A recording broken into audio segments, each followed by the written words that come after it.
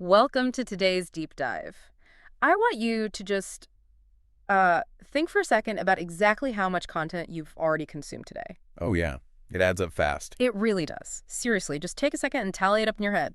Because from the moment your alarm went off, you've probably, scrolled through a dozen short-form videos, or maybe you laughed at a quick animation on your feed. Or put on a kid's show just to keep the house quiet while you desperately try to make some coffee. Exactly. I mean, you, like all of us, are a master consumer. We all are.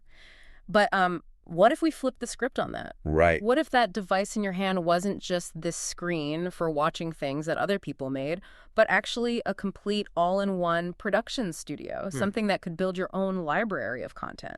And I think it's a profound shift we're witnessing right now. We're really moving from a world where we essentially pay for entertainment with our time and our attention to a world where everyday people can actually capture some of that value for themselves. And what's wild to me is that it's not happening through, complex coding or traditional tech startup models. No, not at all. It's happening through something surprisingly nostalgic: cartoons. Which brings us to the foundation of today's deep dive. We are looking at a really fascinating set of materials from Gladys Osagie. She's the founder of the Glad Coaching AI community. Right. And we're going to be exploring her podcast alongside her comprehensive guide, which is called The AI Cartoon Revolution, Crafting Digital Assets for Passive Income. So, okay, let's unpack this. Let's do it. The core premise that Osagie lays out here is that anyone, even total beginners, can build a passive income system, launch a YouTube channel, or even create a full-fledged educational brand. And they can do it using AI-generated cartoons right from their phone or laptop. Yeah, and to be clear right up front, we aren't just talking about making, funny little animations to text your friends. Right, this is bigger than that, much bigger. Our goal today is to really examine a fundamental shift in who actually gets to participate in the digital economy. Historically, creating high-quality animated content, it was restricted to a very small, very well-funded group of people. Yeah, the gatekeepers. Exactly. Yeah. But today, the barrier to entry has just completely collapsed. It really has. And I want to spend a minute on why this specific opportunity is exploding right now. Because the contrast between the past and the present is, it's wild. Oh, completely. Traditionally, animation has been an absolute monolith. I kind of think of it like building a skyscraper. That's a good analogy. Right, because if you want a skyscraper, you need architects, you need these massive construction crews, specialized heavy machinery just for the foundation. And millions of dollars in financing. Exactly. You can't just decide, hey, I'm going to build a skyscraper in my backyard on a Saturday afternoon. It doesn't work like that. No, it doesn't. And that's the perfect way to look at the old way of animation. It required incredibly expensive, highly specialized software licenses that cost, thousands of dollars. Yeah. You needed massive animation teams. You had people whose entire career was dedicated just to lighting a single scene. Wow, it's just lighting. Just lighting, or just rigging a character skeleton so it moved naturally, or just painting the background plates. You needed advanced technical skills that took years of art school to even acquire. Right, and astronomical budgets to pay for the server farms required to render those video files. Exactly. It was an entirely closed ecosystem. Only a few major studios in places like Hollywood or Tokyo really held the keys to the kingdom. But AI animation completely shatters that model. Instead of needing that massive construction crew we talked about, stepping into AI animation is kind of like stepping into the role of an executive producer. Right, you're delegating. Yeah, you aren't holding the camera, you aren't hand painting the sets. You're sitting in the director's chair, handing a script to a team of hyper competent digital interns. I love that phrase, digital interns. Right. And you're telling them, make this look more cinematic, or make the character walk faster. And the source material actually outlines 10 specific heavy lifting tasks that AI just handles for you now. Yeah, let's go through those because it's pretty staggering. It really is. It does character design, story writing, and voiceovers. Right. Then there's scene generation, video scripting, and even background music. And it doesn't stop there. It handles animation workflows, editing assistance, content ideas, and even thumbnail creation. Looking at that list, it just highlights how comprehensive these tools have become. Well, what's fascinating here is that the barrier to entry has completely shifted. It went from technical prowess to simply having a good idea. Yeah, the tech is just the vehicle now. Exactly. Take voiceovers, for instance. Just a few years ago, automated voiceovers sounded like, a robotic GPS system. Oh, totally. Like, turn left in 100 feet. Right. You would never use it for an emotional story. But now you're inputting a script, and the AI is mapping the emotional cadence. That's crazy. You can tweak the pitch and tone so the character sounds like, an exasperated dad or an overly excited toddler. And you do it just by adjusting a few sliders. You don't need to hire voice actors, schedule recording sessions, none of that? You don't even need to rent a sound booth? Nope. And the scene generation is just as crazy. You don't need to know how to draw a perfect circle, let alone understand three-dimensional perspective to draw a living room. Right. You just prompt the AI, you describe the living room you want, and it just builds the environment. And it even handles the animation workflows, which, as Osagie's guide points out, is usually the hardest part. Yeah. It parses your script and automatically suggests camera angles or scene cuts. So it basically builds a storyboard timeline that you just review and tweak. Yeah, which completely democratizes the medium. Because the technical barriers are gone, the only thing that separates a successful creator from anyone else is the quality of their storytelling. And their willingness to actually sit down and build the asset. The AI is the team of experts, but you have to provide the vision. But, making a cartoon is clearly easier than ever. It sounds like a really fun weekend project. But creating a digital asset is a business. It is? So if you're going to spend your evenings generating AI scripts and tweaking character designs, there has to be a market for it. Why is this actually worth the time? Well, before we talk about the market, we should probably define what Osagie even means by a digital asset in this context. Good point. Let's clarify that. Because we aren't just talking about a video file sitting on your hard drive doing nothing. A digital asset is a piece of content that acts like digital real estate. Okay. Once you publish a high-quality, targeted cartoon on YouTube, it works 24/7. It gathers views, it runs pre-roll ads, and it generates ad revenue. And potentially sponsorship deals, right? Exactly. For months or even years after you actually click publish. Right. It's scalable. You make it once, but it can be consumed infinitely. And the platforms where these live are massive. We're talking about YouTube, TikTok, Instagram, and Facebook. And the sources also mention people building their own custom streaming websites. Yes. Personal TV-style platforms. That just blew my mind. And that is where the real ownership happens.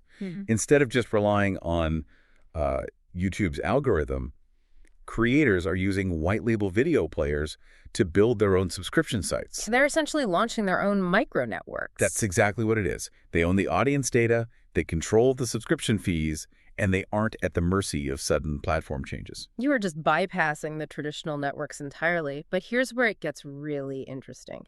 And honestly, where I have to push back a little on the source material. Oh, how so?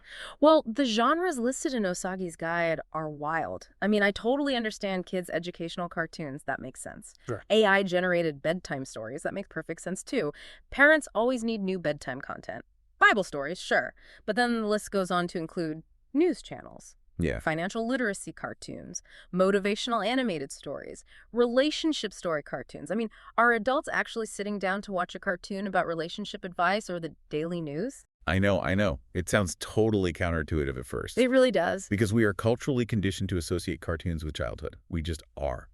But we have to look at the underlying psychology of the medium. Okay. Cartoons are fundamentally just a timeless medium for storytelling. Yeah. And when you use animation to discuss something highly sensitive or, traditionally Like financial literacy. Right, or relationship dynamics, you are stripping away real-world visual biases. Wait, break that down for me. What do you mean by real-world visual biases? Okay, think about the last time you watched a human being on a screen giving financial advice. The second they appear on screen, your brain starts making these subconscious judgments. Oh, interesting. You think, how old are they? What are they wearing? Are they in a flashy studio or just a messy bedroom? Right. Do they look like they come from money? Do they look like me? Exactly. Yeah. And all of that subconscious judgment creates friction. It gets in the way of the actual information being presented. Oh, wow. That makes so much sense. Because if the person looks too wealthy, I might instinctively think, well, they don't understand my financial struggle. Yes. Or if they look too young, I might think they just don't have enough life experience to tell me what to do with my 401k. Exactly. A cartoon character, however, is a blank slate. It completely bypasses those prejudices. A stylized, animated character disarms the viewer. It lowers their guard. Right. It feels less like a lecture and more like a narrative.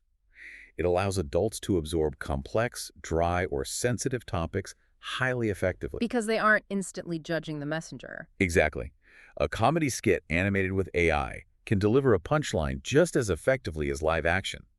Sometimes more so, because you can bend the laws of physics and manipulate the visual world however you want to serve the joke. Right, you have total control. And this is why these aren't just silly hobbies.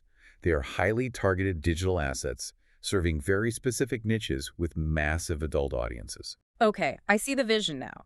The tools are incredibly simple, the audience is huge, the genres are limitless, and it bypasses our natural skepticism. It's a perfect storm. But, and there's always a but here, if it's this easy and the market is this big, why isn't absolutely everyone rich from making AI cartoons? That's the million-dollar question. Right. I mean, I see ads all the time promising thousands of dollars a week in passive income just by clicking a few buttons. And that right there is the myth of overnight success that just plagues the entire digital space. We have to separate the sheer capability of the technology from the reality of human behavior and business building. Yeah, they are two different things. Very different. The source material from Gladys Osagie is remarkably candid about this, actually, which I really appreciate. She specifically points out that absolutely no skill creates success overnight. Yeah, she lays down a pretty strict reality check in the guide. Scalable income doesn't just fall into your lap because you bought an AI tool. Yeah, it does. It requires consistent uploading. You have to build actual systems around your content. Right, and let's clarify what a system actually means here. A system isn't just opening the software when you randomly feel inspired. Right. It's having a dedicated file management protocol. It's having a scripting schedule. It's understanding the mechanics of audience attention. Meaning you're actively looking at your YouTube analytics. Exactly. You're seeing that your retention graph drops at the 30-second mark and realizing, oh, my scene pacing is too slow here. You actually have to learn the craft of storytelling. The AI can generate a beautifully lit living room scene, but it doesn't know if that scene is actually compelling enough to keep a viewer from swiping to the next video. Yes. That requires human strategy and discipline. And that is exactly the friction point where most people quit.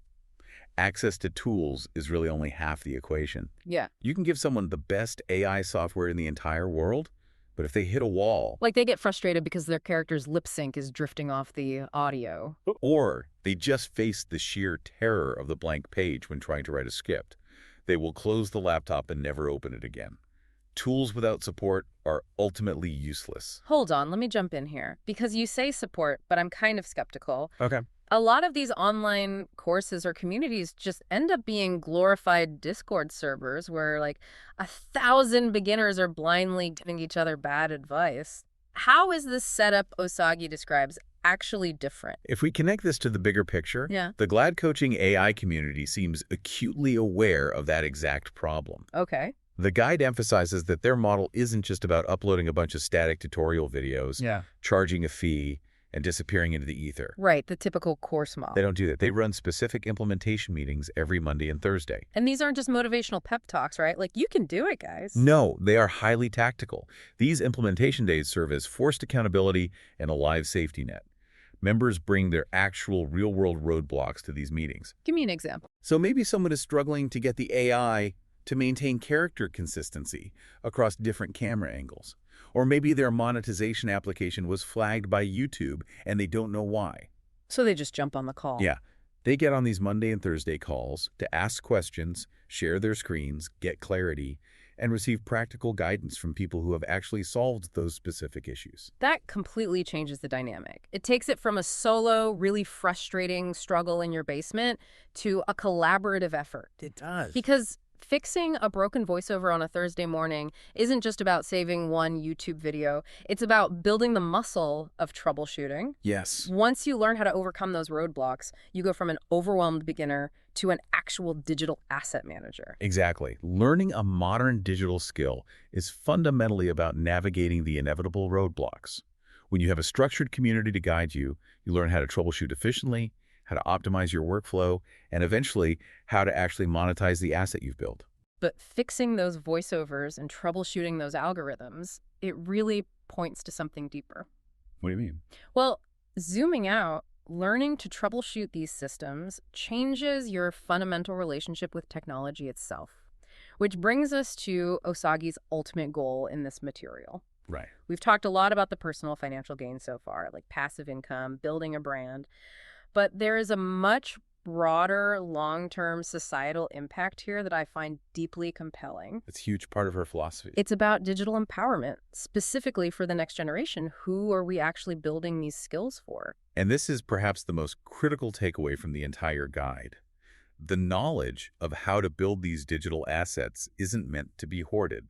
The vision laid out is explicitly one of passing this knowledge down. Right. Osagie talks about teaching children, nephews, nieces, cousins, and friends. The guide draws this incredibly sharp contrast between a child spending hours passively watching cartoons online, which, let's be honest, we all know happens constantly in every household. Oh, absolutely. Versus that same child learning how to actually create those cartoons themselves. It's the difference between taking a kid to the grocery store to buy an apple versus teaching them how to plant a tree, tend the soil, and grow the food themselves. That's a very apt analogy. One is pure consumption, but the other is cultivation. Yes. The core message to parents here is really urgent. The future economy will not reward passive consumers.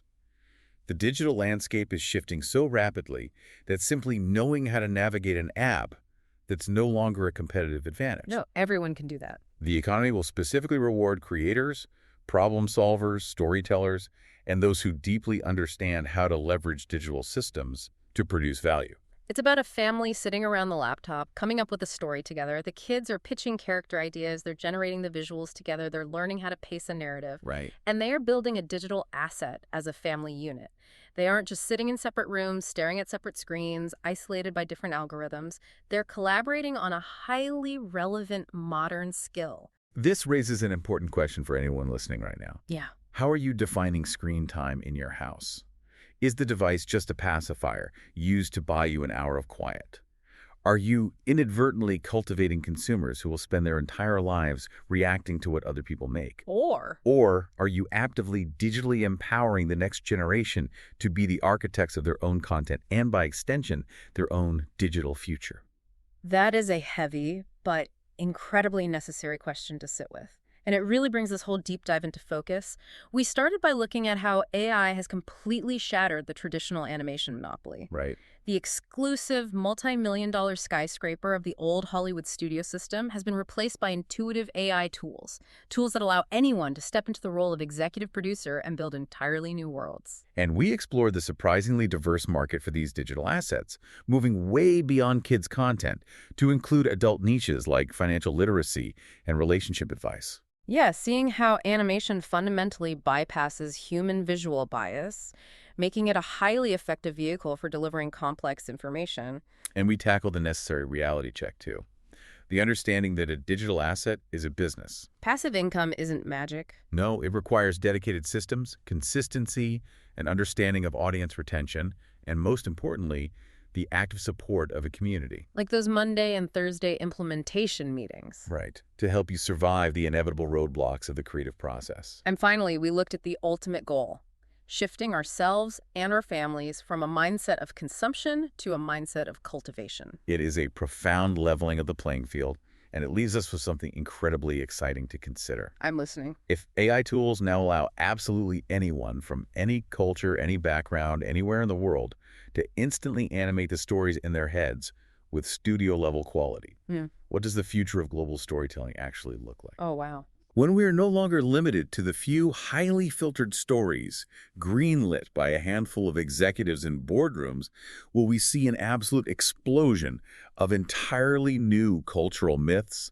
local legends, and diverse perspectives flooding the digital space. I absolutely love that thought. A whole new global mythology generated not by massive corporate studios, but by everyday people sitting in their living rooms. It's pretty amazing. Thank you so much for joining us on this deep dive. Next time you find yourself endlessly scrolling through your feed, take a moment to look at that device in your hand, realize the power it actually holds, and ask yourself, what story would you animate first?